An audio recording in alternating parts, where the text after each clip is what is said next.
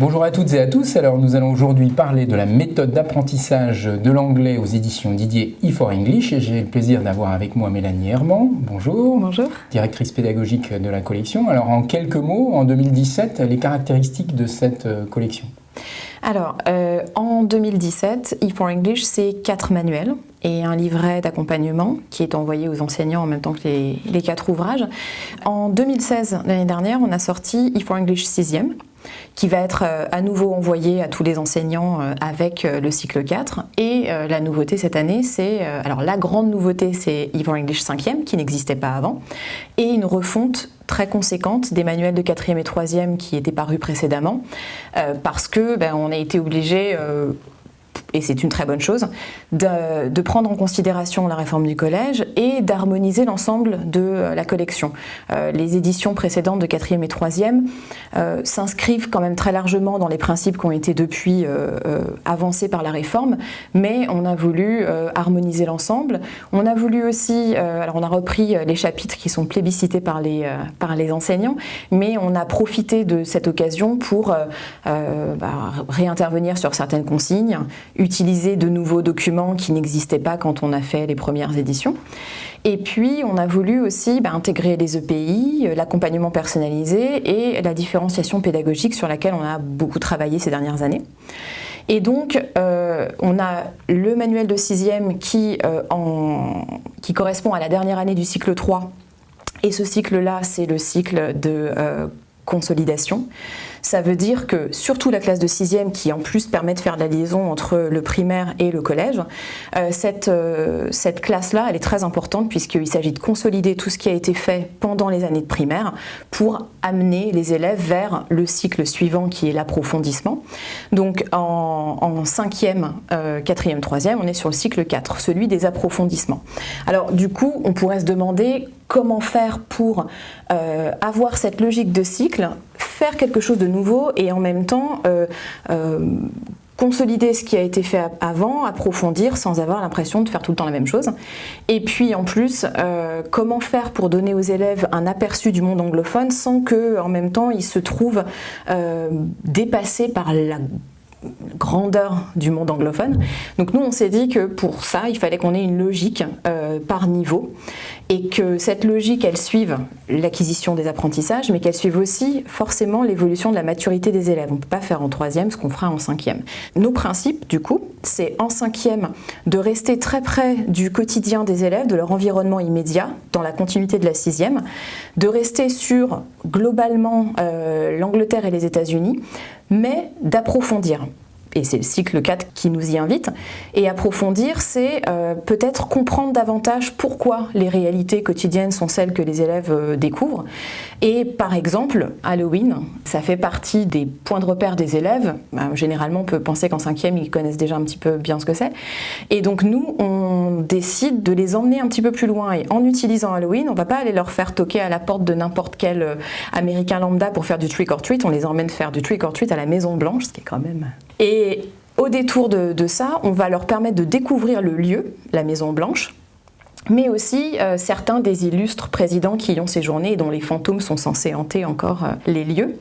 Et pareil pour Londres, par exemple, les élèves de 5e généralement ont déjà un aperçu de cette capitale. S'ils ont utilisé E4English 6e, ils s'y sont promenés avec le petit ours Paddington.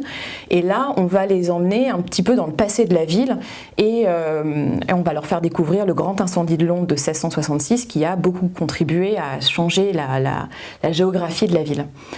Et ensuite, en 4e, notre logique, c'est on ouvre à d'autres pays du monde anglophone. On reste sur des choses quotidiennes, mais on les emmène ailleurs. Donc on va leur faire découvrir le Canada, on leur fait découvrir l'Irlande par le biais du sport, on leur fait découvrir l'Australie. Et en 3e, on est sur encore un élargissement vers, par exemple, la Nouvelle-Zélande, mais on les amène aussi à commencer à se questionner de manière assez un peu plus approfondie, commencer à savoir formaliser et verbaliser ses opinions et ses idées, un tout petit peu d'argumentation pour pouvoir ménager la transition avec la seconde, avec le lycée, parce que généralement, les enseignants et les élèves constatent un fossé. Donc on a voulu ménager ça tout en laissant la possibilité aux enseignants qui ont des élèves qui n'iront pas en lycée général de pouvoir naviguer, clore le collège correctement. Alors comment est structuré un chapitre ? Alors, je vais vous parler d'abord d'un chapitre classique et puis ensuite je vous parlerai des flashs. Un chapitre classique, il commence par une page d'ouverture avec une photo forte, déclencheuse de parole et ça c'est important, une flash interview. Donc la flash interview, c'est une interview courte qui est réalisée sur le vif et autour d'une question à laquelle les élèves peuvent répondre aussi. Alors cette flash interview, elle peut être menée pour entrer dans le chapitre, mais elle peut être menée à n'importe quel autre moment de la séquence. Sur cette page, on annonce aussi les tâches qui sont proposées dans le chapitre et les éventuels EPI. Et ensuite, quand on entre dans le chapitre, on a 2 doubles pages de contenu. La première qui s'appelle Discover, qui permet, comme son nom l'indique, d'entrer dans le thème, de découvrir certaines réalités. Et la deuxième qui s'appelle soit Understand, soit Imagine, et qui nous permet d'aller plus loin, d'approfondir. Dans chacune de ces doubles pages, on trouve des documents authentiques, bien sûr, avec des pistes d'accompagnement, des pistes d'exploitation pour le professeur et des conseils méthodologiques pour les élèves. Et chaque double page se termine par une tâche d'entraînement qui prépare à la tâche finale. Et en bas de chaque double page aussi, on trouve les objectifs grammaticaux visés dans le chapitre et éventuellement des objectifs de rebrassage aussi. Après, on trouve la page de tâche finale. Généralement, on en a une pour laquelle on détaille, on donne des conseils aux élèves sur comment se préparer, comment la réaliser. Et parfois, quand on n'a vraiment pas pu choisir parce qu'on trouve qu'il y en aurait 2 qui seraient vraiment très engageantes, on en propose 2, au choix bien sûr. Ensuite, on a une page qui s'appelle How to, qui est une page de construction des compétences, de réflexion sur l'accès au sens d'un document dans le chapitre ou la façon de réaliser une activité. Et après, on a 2 doubles pages de langue qui sont très importantes pour nous parce qu'on veut que la langue, c'est absolument essentiel, évidemment, et la réflexion engagée dessus. Donc on a une première double page qui concerne le lexique, avec un lexique illustré en 6e, 5e et un lexique présenté sous forme de spidergram en 4e, 3e. Alors dans tous les cas, cette page, elle s'accompagne de documents audio qui proposent le lexique enregistré. Et puis on a en face des exercices et un point de phonologie qui correspond au lexique du chapitre. Et dans la partie grammaire, c'est pareil. À gauche, on a des rappels grammaticaux et à droite, des exercices et un point de phonologie. Et ce que je voudrais ajouter, qui est très important pour nous, c'est que les exercices en question, on les veut dynamiques, on les veut intelligents. Donc, on veut que les élèves soient actifs quand ils les font. Et on souhaite aussi allonger le temps d'exposition à la langue des élèves parce qu'on a quand même peu d'heures dans la semaine. Et donc même dans ces exercices-là, on propose des documents audio et des documents textes qui fournissent encore et contribuent à enrichir le chapitre.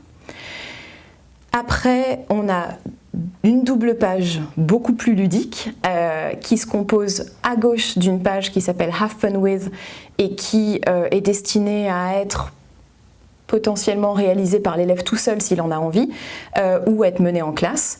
Alors, j'en parlerai un peu plus tard. Et puis, à côté, on a une page Drama Club avec des scénettes écrites soit par un écrivain britannique, Rupert Morgan, soit la nouveauté au cycle 4, c'est qu'on a voulu varier un petit peu les types de supports à l'intérieur de ce Drama Club. Et c'est notre spécificité à E4English d'avoir proposé des scénettes à jouer. Et là, on trouve du théâtre, parfois des légendes, même une chanson. On a New York, New York en 5e, et une petite surprise en 3e dans le dernier chapitre. Si les enseignants veulent aller voir, ça vaut le coup. Et à la fin, une page de préparation à l'évaluation qui s'appelle Ready for the Test et qui permet aux élèves de remobiliser leurs connaissances et leurs compétences pour se préparer aux situations d'évaluation. Vous avez parlé des chapitres flash, oui. Alors un petit mot là-dessus. Oui, alors là, les chapitres flash, c'est le bonbon, je dirais, de la collection. C'est une nouveauté au cycle 4. Alors, je vous explique le concept et puis ensuite, je vous expliquerai pourquoi on a voulu en faire. Donc, il s'agit de chapitres de 4 pages uniquement. Une page d'ouverture qui est exactement comme les pages d'ouverture des chapitres normaux, donc une grande image déclencheuse de parole. Une flash interview, la tâche à accomplir à l'issue de la séquence. Et ensuite, on a une double page qui comporte des documents, comme d'habitude, des documents authentiques avec des pistes d'exploitation, des conseils pour les élèves, un projet à réaliser, une tâche, et une 4e page qui est dédiée à la langue avec le lexique vu dans la séquence, un objectif ou 2 en grammaire, un peu de phonologie et des exercices qui se trouvent dans le workbook. Et la raison pour laquelle on a voulu créer ces chapitres flash, c'est que nous, dans notre pratique quotidienne, on sait la difficulté qu'on a des fois à tomber pile pour les vacances, il nous reste du temps, des fois on a envie de faire des séquences un peu plus courtes, plus légères. Donc on s'est dit que ce serait intéressant de proposer ça aux enseignants. On propose un flash autour de Tom Gates, qui est le personnage principal d'une série de romans de jeunesse écrits par Liz Pynchon, qui fait un tabac outre-Manche. Et on propose la lecture d'extraits de ce roman-là, qui est très drôle. Et les élèves vont accomplir une tâche qui est très logique, c'est à leur tour écrire sur leur quotidien. On en a un exemple d'ailleurs de réalisation dans le livret d'accompagnement, et on voit bien que voilà, on est sur une petite séquence, mais elle est très fournie, les objectifs sont là, on voit qu'il y a l'élève qui réalise la tâche proposée, il a de la matière. On s'est aussi dit que parfois on a envie de faire des séquences un peu plus légères, par exemple à l'approche des vacances de Noël, ça commence à fatiguer un petit peu, et donc on propose par exemple dans E4English 3e un flash autour de Secret Santa, qui est une tradition, vous savez ce que c'est ? Non. C'est une tradition qui consiste à être le Père Noël secret de quelqu'un d'autre, où on lui offre des cadeaux pendant la semaine. Et cette tradition relativement récente, elle est exposée dans un roman pour jeunes adultes qui s'appelle The Perks of Being a Wallflower, qui est un magnifique roman. Et donc on fait lire des extraits de ce roman aux élèves pour leur faire découvrir cette tradition-là, et on leur propose plein d'activités ludiques qui peuvent être menées pendant la semaine où on mène la séquence. Et on a un dernier type de chapitre flash, qui est assez intéressant aussi, c'est des flashs qui peuvent être menés en parallèle ou à l'issue de chapitres normaux, entre guillemets, classiques. Par exemple, en 3e, on propose un flash sur la ségrégation qui peut être mené à la suite du chapitre Legends on Screen, dans lequel on a amorcé une réflexion, une découverte du combat pour les droits civiques aux États-Unis dans les années 60 par le biais de Mohamed Ali. Dans le flash ségrégation, on va faire découvrir aux élèves les grandes figures de ce combat-là, et voilà, et ça peut être mené à la suite. En quoi les tâches sont quelque chose d'important pour vous ? Alors, les tâches, elles sont importantes parce qu'elles permettent de baliser la séquence d'apprentissage de l'élève, de lui permettre de se situer par rapport à la réalisation de la tâche finale, et au niveau de la tâche finale, de voir s'il a acquis les connaissances culturelles et les connaissances linguistiques du chapitre. Donc pour nous, il faut qu'elles répondent à 3 critères. D'abord, il faut qu'elles aient du sens, c'est-à-dire qu'il faut qu'elles s'apparentent à quelque chose que l'élève pourrait faire dans la vie de tous les jours. Dans la vie de tous les jours, un élève, il pourrait être amené à parler de sa famille ou d'une famille. Donc nous, on va lui proposer de le faire dans le cadre d'une tâche finale. C'est habillé avec du culturel et c'est habillé avec un scénario. Dans E4English 6e, on a un chapitre sur Charlie and the Chocolate Factory où l'élève découvre la famille de Charlie à travers les premières pages du roman. Et donc très logiquement, il va pouvoir, en tâche finale, rédiger à son tour un texte à la manière de Charlie and the Chocolate Factory. Et ce qui est lié à ça, c'est le 2e critère, c'est que la tâche soit cohérente par rapport au contenu du chapitre et par rapport aux objectifs linguistiques. Dans cette même tâche, on ne peut pas faire autrement que de recourir au présent simple et au génitif pour pouvoir parler de la famille, des liens de parenté. Et donc, ils les ont vus dans les pages du roman, ils vont s'en servir dans la tâche finale. Le 3e critère, et qui est pour nous à la fois le plus important et le plus subjectif, c'est que ces tâches doivent être motivantes. Alors, comment on arrive à mesurer ou à déterminer la motivation ? C'est lié directement à la faisabilité de la tâche, à sa cohérence, mais c'est également lié à la manière dont l'élève va présenter sa tâche ou la réaliser. S'il sent que ses camarades et son professeur ont de vraies raisons d'aller lire ce qu'il a produit, de l'écouter, il aura envie de faire la tâche. Or, la seule manière que ceci se produise, c'est qu'il y ait une marge de liberté qui soit laissée à l'élève dans la réalisation de cette tâche. Donc on ne va pas lui dire tu écris un texte sur telle famille avec tel personnage en utilisant tel et tels outils, mais on va lui dire, voici la tâche que tu dois accomplir, c'est écrire sur une famille, c'est toi qui choisis les personnages, leur apparence physique, le titre de ton roman, etc. Et ça, c'est vraiment quelque chose qui est très important, et c'est pour ça, je pense, que les tâches qu'on propose sont motivantes, parce que l'élève a le choix. Autre point primordial, la différenciation pédagogique. La différenciation pédagogique, c'est le fait d'envisager des pédagogies différentes pour les élèves, non pas forcément en termes de niveau, mais en fonction des stratégies qui sont les leurs. Il faut avoir en tête qu'on a tous des manières de procéder qui sont différentes, des manières d'apprendre, de lire, de comprendre, et que finalement, ce qui compte, c'est la finalité. Si les objectifs fixés y sont atteints, peu importe la manière dont l'élève a procédé pour y arriver. Mais pour pouvoir réussir, il faut que l'élève il soit conscient de ses forces et de ses faiblesses, et il faut qu'il comprenne pourquoi il a ses forces et pourquoi il a ses faiblesses. Pour en arriver là, il faut réfléchir, bien sûr, mais nous pensons qu'il faut aussi que l'élève il soit confronté à lui-même, c'est-à-dire à la possibilité de faire des choix. Et nous, on doit prendre en considération qu'un même élève, il ne va pas accéder au sens d'un texte de la même manière. Donc, on a créé au cycle 4 une rubrique qui s'appelle « Work Your Way », qui prend plusieurs formes dans le manuel. Donc, par exemple, dans le premier chapitre de E4English 5e, nous proposons un texte extrait de « The Perks of Being a Wallflower ». Et ce texte, il figure vierge dans le manuel. Et nous en proposons 2 versions dans le workbook. Une dans laquelle nous avons fait figurer tous les points d'appui. Donc, on a mis en gras tous les éléments sur lesquels l'élève peut s'appuyer pour comprendre. Et une deuxième version, un peu plus poussée encore, où là, nous avons indiqué avec des flèches, avec des petits conseils, comment l'élève peut faire du lien à l'intérieur du texte pour arriver à comprendre comment il est structuré. Donc on n'est pas sur l'élève a du mal, je lui donne du vocabulaire, mais sur la construction des compétences, sur comment l'aider à lui comprendre. L'autre nature de Work Your Way, c'est d'avoir le choix, parfois, pas toujours, parce qu'on ne peut pas tout le temps le faire, mais occasionnellement, d'avoir le choix de ce qu'on lit ou de ce qu'on écoute.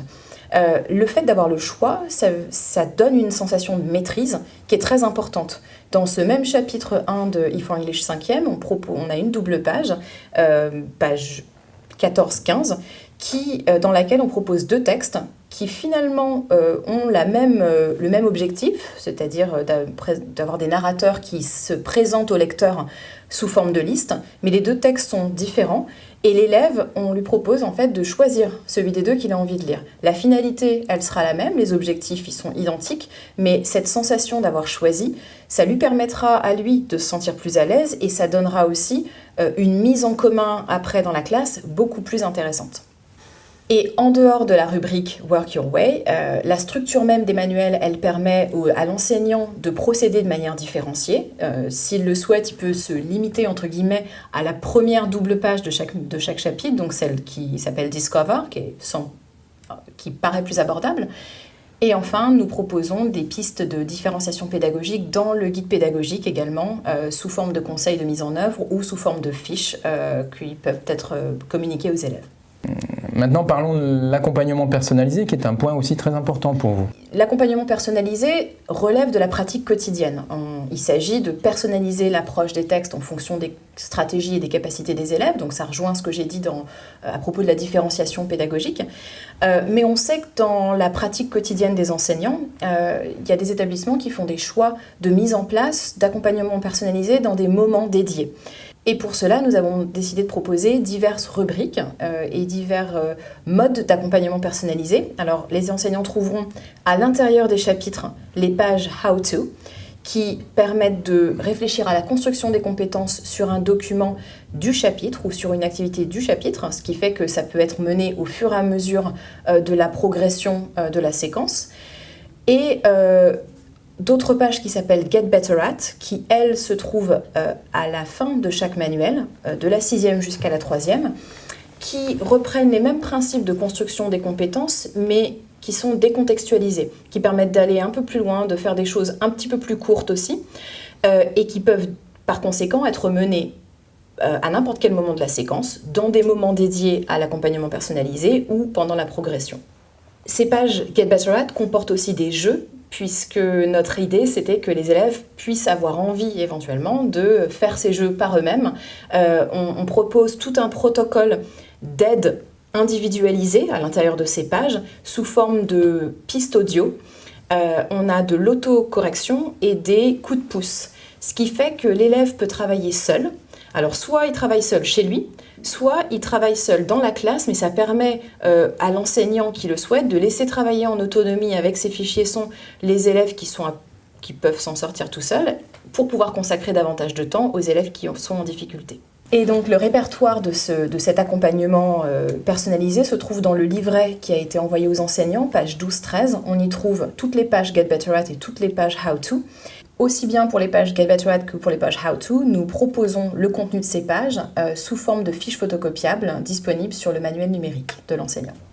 Alors quand j'ai appris l'anglais, moi c'était écouter, répéter, mémoriser. Est-ce qu'aujourd'hui ce principe-là est toujours d'actualité dans vos méthodes ? Oui, ça l'est. Alors il y a des documents authentiques qui s'y prêtent particulièrement bien.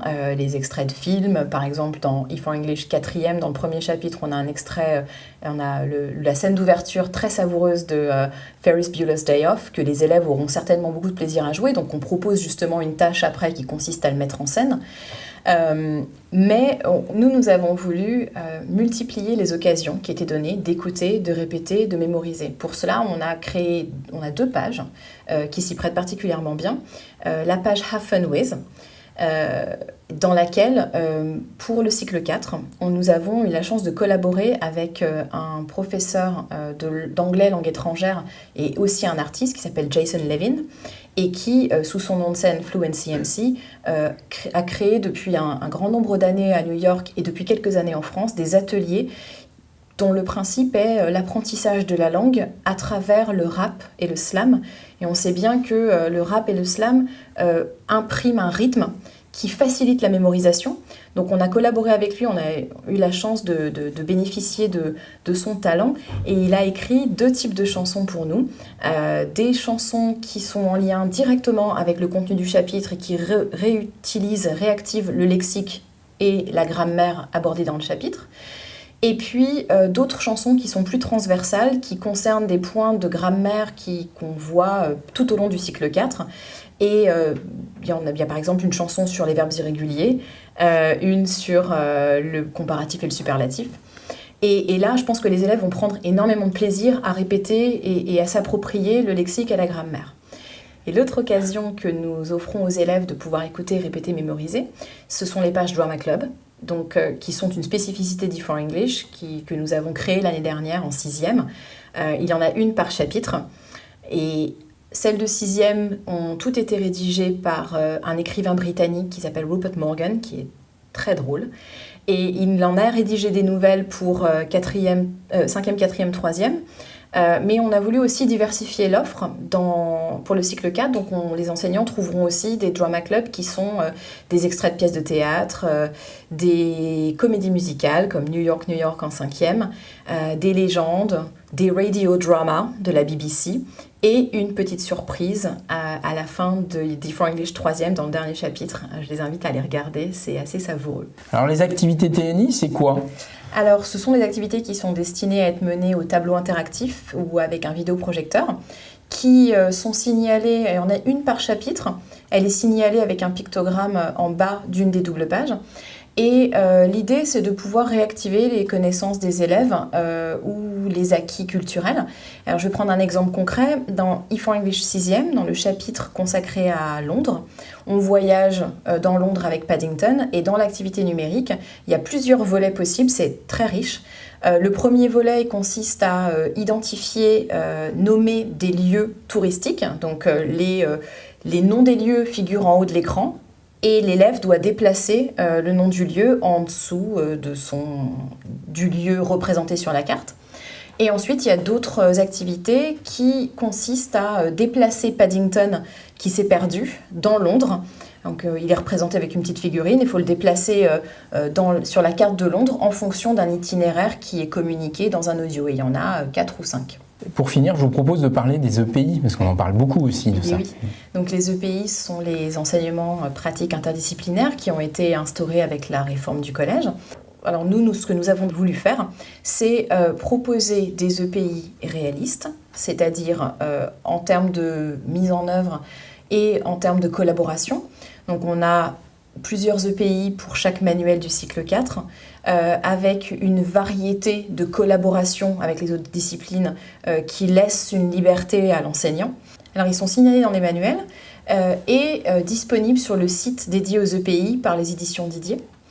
Je vais en prendre un en exemple, ce sera plus concret. Dans E4English 5e, on a proposé un chapitre flash qui est consacré au roi Arthur et à son héritage. Sachant qu'en français, on s'intéresse à la figure du chevalier. Nous nous sommes dit, pour le roi Arthur, c'est parfait. Et on s'est interrogé sur l'héritage de ce personnage-là. Qu'est-ce qu'on a aujourd'hui comme personnage de fiction il y en a beaucoup, qui sont tout à fait hérités du roi Arthur. Et on leur présente donc Harry Potter, en leur montrant les parallèles entre le roi Arthur et ce personnage. Et ça permet d'engager une réflexion sur ce que c'est que la figure du chevalier et sur la manière dont elle a déterminé la figure du héros pour des décennies à venir. Merci beaucoup Mélanie. Merci à vous. Eh bien, pour poursuivre la découverte de cette méthode E4English, je vous invite à aller sur le site internet des éditions Didier, sur lequel vous pourrez feuilleter pour chaque niveau en intégralité les spécimens.